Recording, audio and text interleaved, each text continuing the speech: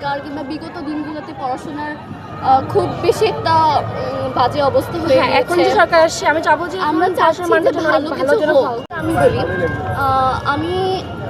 আমি যেহেতু মফস্বলে বড় হয়েছি সব সময়, তো শহরে বেশ ভালো উন্নয়ন হচ্ছে, কিন্তু মফস্বল কিংবা গ্রাম অঞ্চলে রাস্তাঘাটের বলেন কিংবা ভালো কিছু হচ্ছে, এবার গ্রামের উন্নয়নটা হচ্ছে না ভালো মতো। ওইটার দিকে লক্ষ্য করা।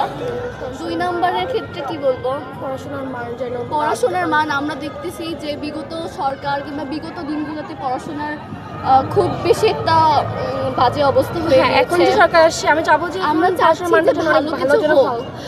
আর বাচ্চারা অনেক পিছিয়ে গিয়েছে, চাচ্ছি যে অনেক আগিয়ে যায়। দেশের উন্নয়ন হচ্ছে সবচেয়ে বেশি ইম্পর্টেন্ট আমার ক্ষেত্রে মনে হয়, যে দেশের উন্নয়ন হলে দেশ তো উন্নয়ন হবেই। আমরা চাচ্ছি যে জনগণের যেই চাচ্ছে যে নতুন সরকার যেন আমাদের সবকিছু মেনে চলে। আমরা চাবো যে আমাদের জনগণের জন্য যেন উনি অনেক ভালো কাজ করবে ইনশাল্লাহ।